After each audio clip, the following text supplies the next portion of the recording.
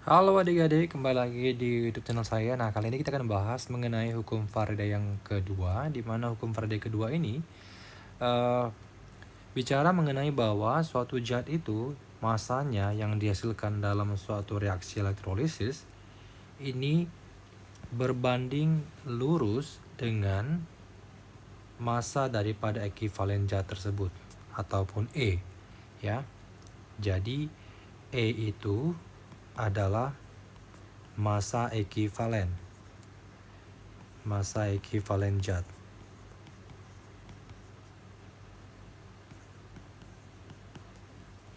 Nah, E ini bisa kita tuliskan menjadi AR dibagi dengan X, di mana X ini adalah jumlah elektron. Ya, jumlah elektron. Oke. Nah, dengan demikian maka dapatlah dituliskan secara umum untuk rumus reaksinya adalah bahwa massa suatu zat menurut hukum Faraday yang kedua ini dinyatakan sebagai W1 berbanding terhadap W2 sama dengan E1 berbanding terhadap E2, ya. Nah, inilah dia. Sudah? Jadi kalau kamu lihat dari gambar di samping ini, maka saya bisa nyatakan dia untuk kedua sel elektrolisis. Kita lihat di sini ada kedua sel elektrolisis, ya. Dia punya katoda dan anoda di sini. Dan kemudian dia punya 4 elektroda, kiri dan kanan 2, masing-masing 2, di mana elektroda tembaga silver dan elektroda tembaga di situ. Nah, yang kita perhatikan di sini adalah bahwa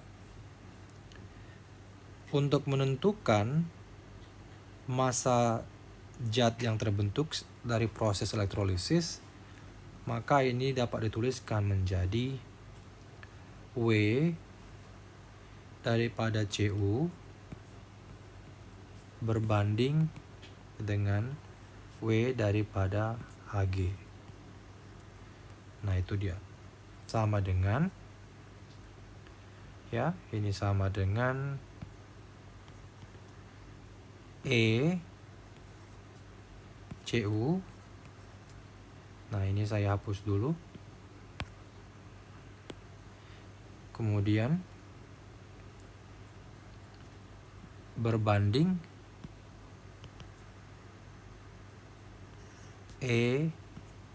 Ag.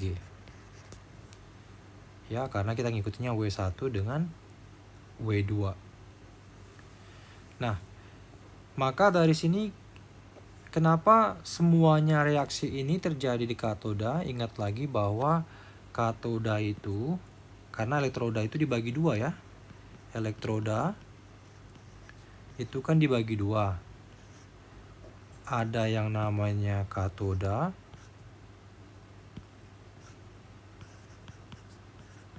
dia yang muatan negatif. Kemudian ada yang namanya anoda, ya, yang positif.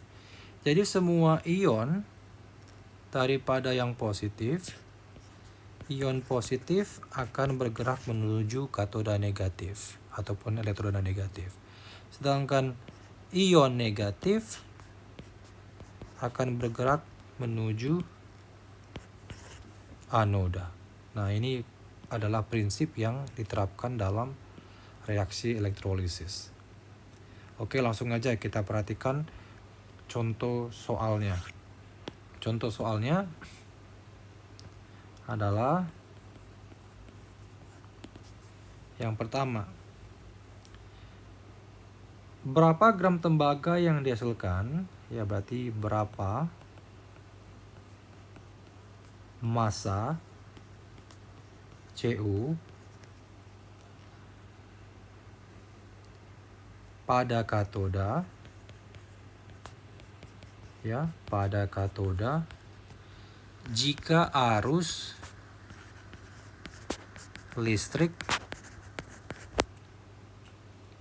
sebesar 6 ampere.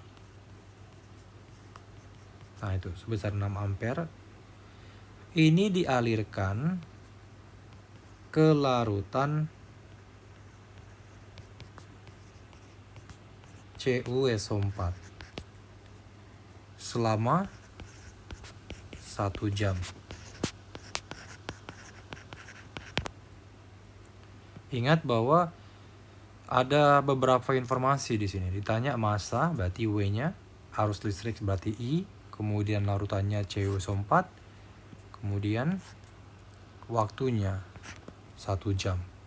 Maka sebelum kita menjawab, kita lihat dulu apa saja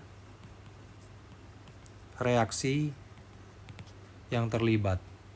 Maka reaksinya yang kita bisa tuliskan di sini, yang pertama adalah bahwa larutan CuSO4 kalau kita uraikan dia menjadi Cu2 positif ditambah SO4 2 negatif. Berarti Cu-nya ini yang akan menuju katoda. Ya, Cu-nya yang akan menuju katoda. Maka reaksi di katodanya adalah Cu2 positif ditambah 2 elektron menuju Cu. Ya kan? Begitu reaksinya.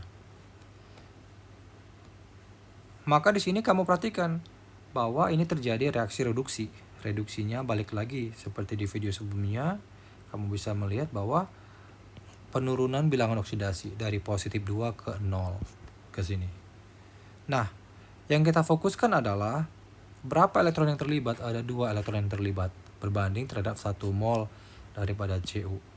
Maka 1 berbanding 2 di sini. Oke, sampai situ bisa dipahamin ya. Maka di sini ion Cu-nya, ion Cu2 positif ini menerima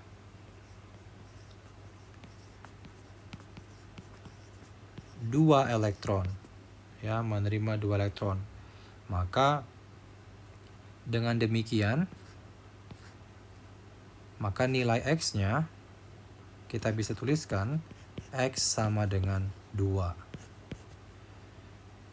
Nah, lanjut ke rumusnya.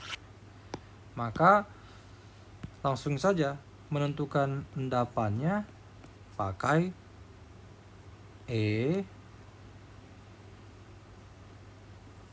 dikali I kali T dibagi dengan X dikali F. Nah, berapa nilai daripada F-nya? F adalah konstanta daripada Faraday. Ya, maka untuk sementara kita nanti tuliskan. Nah, E-nya ini adalah massa zatnya tadi. Jadi si E ini adalah koefisien mol. Nah, ini adik-adik tulis ya. Ini koefisien mol. E itu adalah koefisien mol. Koefisien dari reaksinya dikali AR-nya dikali I kali T, biar jangan bingung nanti, dibagi dengan X jumlah elektron dan 96.500. Nah, dari soal kita kasih tahu bahwa koefisiennya 1, berarti 1 kali 63,5 ya, AR dari Cu, dan arusnya tadi adalah 6 ampere dan 1 jam, berarti 1 kali 3600 detik. Nah, ini adik-adik bagi dengan, dibagi dulu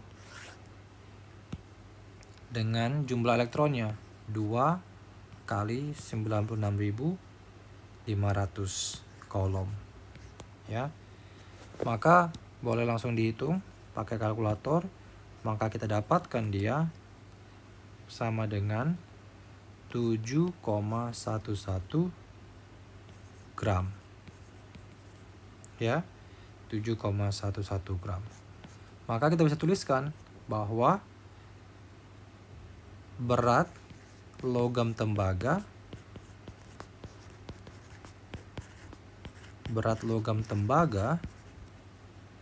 sebanyak